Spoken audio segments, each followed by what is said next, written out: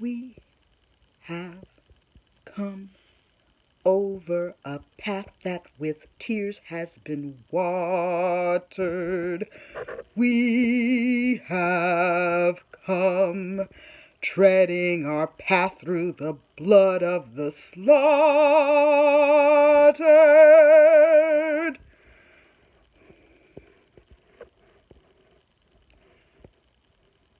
Out of the gloomy past, till we now stand at last, where the white gleam of our bright star is cast.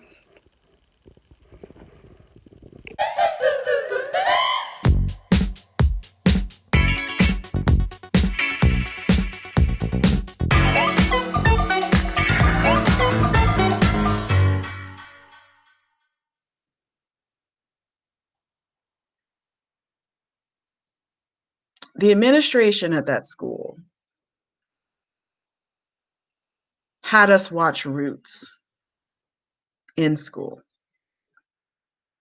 together in the auditorium. Did I mention there weren't many Black people? I'd seen Roots. Just about every African American family sat around the TV and watched Roots when it debuted, okay? I knew the story. I'd read the book.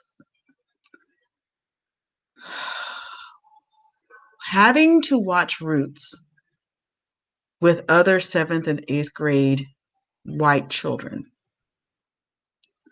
was not something that was probably the best thing to do for the Black children involved. I remember both times because they did it 7th grade and 8th grade year.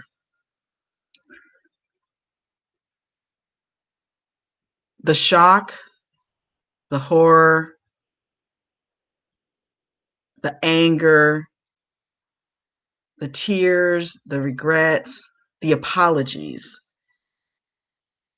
that came from my white classmates, some of them, after having learned that history via that particular movie or television series, miniseries. And when I tell you that's a lot to position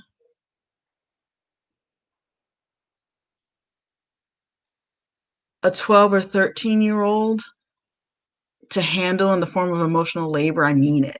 So I know that the intentions were not malicious on the part of those educators, but I really wish they had considered the uncomfortable position that they put the African American students in by handling it in that way.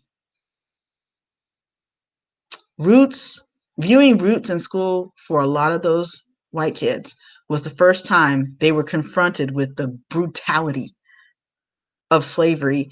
And we're talking about the brutality as displayed in Roots. That was not even really, really brutal. Nothing like the opening sequences of Amistad and some of the other movies that have been done since then, in the form of depicting the graphic reality of what it was like to be packed as cargo and shipped in the hull for months.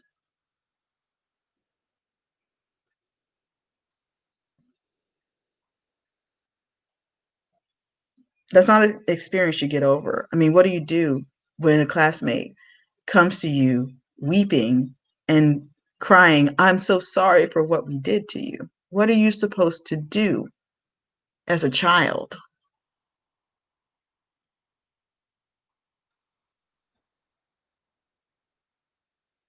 We got through it.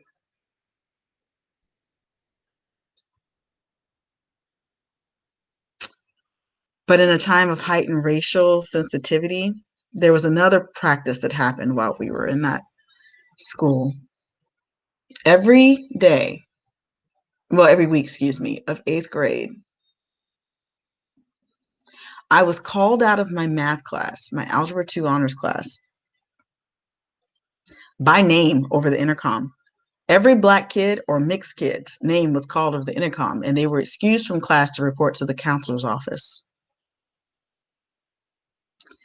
We were all packed into a small room that had an overly big table inside of it where we kind of had to climb over each other to get in there. We were not given an option. This was a requirement for us to come in for this thing. We missed class to come in to receive counseling. And we were asked questions like, do you feel as though you have been discriminated against in this school environment? And every week we knew what the drill was.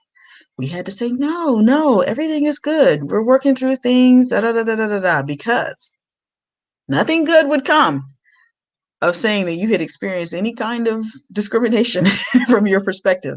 It would be far worse for you because it would end up being your fault if you were to go ahead and say, well, such and such let somebody do this, but they didn't let me do this, and I think it's because I'm Black.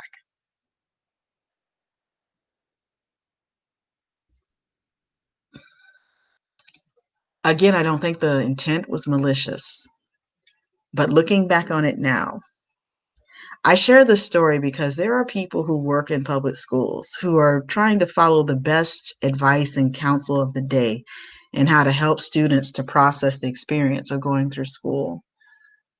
Think, please, for the sake of your underserved minority students, about what it might be like for them to be singled out by name publicly over the intercom every single week and forced into a counseling session. What do you think it was like when we had to go back to class and we had to make up the class? That was the year I struggled the most because not only was I being called out once a week from the class, but that year, my regular instructor went out pregnant and we had a sub. And it didn't help that that year I was also feeling very uncomfortable with my body and wanting to look attractive and get that kind of attention from boys. And one time, I went to school in something that was very unlike what I normally wore. My standard uniform was t-shirt, jeans. They weren't going to be super tight. I wasn't trying to draw attention to myself, but one day I thought it was going to be cute. And I had managed to get my hands on this skin tight leotard, kind of like the bathing suit, kind of like dancers wear. It was peachy, so it was very close to my skin tone at the time, and it was a little sparkly, so it looked a little flesh tone. And I had this button down denim like shirt that I took and I tied in a knot right up underneath my bra strap, right? So it was really emphasizing my boobs. My boobs have been big for a long time. And I had my hair pulled back into one of those half ponytail deals where we had half it down and half ponytail pulled up. I had on some big hoopy earrings. I'd figured out how to get a hold of some kind of makeup. So I put some kind of makeup on, didn't know what in the world I was doing. And I picked the tightest pair of jeans that I still had in my closet because my mom was real good for getting rid of stuff that was too tight, but I'd hid these some kind of way. So I came to school and you couldn't tell me I wasn't fly. I still had tennis shoes, but whatever. And my math teacher reported me to the counseling office because I think they'd had some kind of training that said if you notice that a student suddenly changes the way that they're dressing, their physical appearance, that can be a sign of abuse and that you should investigate or whatever it was. And so because I chose to wear something where I was trying to attract my male peer attention and whatnot and feel pretty, I wanted to feel pretty and wanted or whatever, I triggered an investigation. People thought that I was being abused. And I'm not giggling because that's funny. I'm saying at a time when I'm still trying to figure myself out, that happens. So yeah, I had some self-image issues growing up, and in all honesty, still do. But that was about when I said, you know what? I'm going to focus on being smart. Nothing bad can happen to me focusing on being smart. Because being smart, I'm naturally smart. And if I work hard at it, I'm going to get to know more stuff. And no one can take that away from me. No one can take away me being smart. And that's a way I can earn a place. Because if I'm smart, I can do things. I can solve problems. I can fix stuff. So I'm not going to worry about trying to be pretty. I'm not going to worry about trying to have standing. I'm not going to worry about trying to be popular. I'm going to focus on knowing things and being smart. And if I do that, I can avoid all of this pain and hurt that comes with the other stuff. So 1994, another big life shift. I'm excited. I'm thinking, oh my gosh, I'm going back to the South. I'm going back where there are Black people. I'm going to have a chance to reboot, to reconnect, and to be back in a place that will get me. Not realizing that I've spent 8 years changing into something very different than what I was in 1988 when I left Savannah, Georgia. 1994, I arrived in Fayetteville, Arkansas.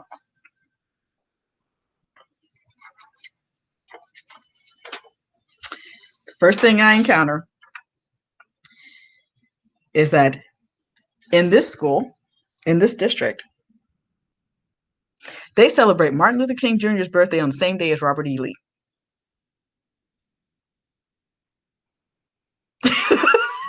No, I couldn't make this up, y'all. I could not make this up. And I'm like, oh my God, here I have left the cornfields of Iowa, come back to the South. I'm in another university town. And in this town, in this state, people think it's okay to put Robert E. Lee and Martin Luther King Jr. in the same sentence.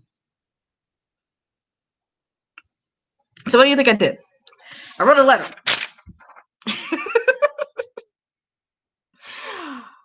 February 24th, 1995, to the superintendent of Fayetteville Public Schools. Dear Superintendent, my name is Marta Collier. I have just recently moved to Fayetteville. I attend Woodland Junior High School, and I'm currently enrolled in the 9th grade. I was shocked to learn that Fayetteville School District does not acknowledge Reverend Dr. Martin Luther King Jr.'s birthday properly. I have never been a part of a school district that dishonored King's memory in this way.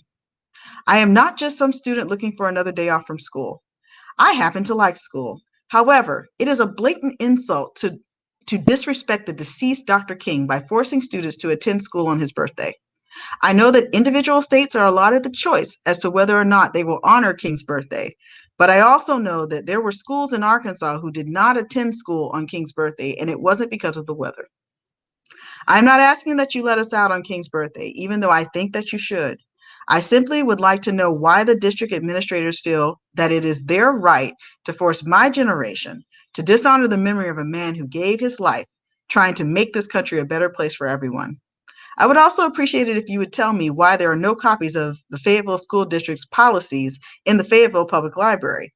Lastly, I would like to know if you have a specific district-wide policy regarding national holidays. Thank you for taking the time to read this letter. Sincerely, Marta G. Collier, copy school board members.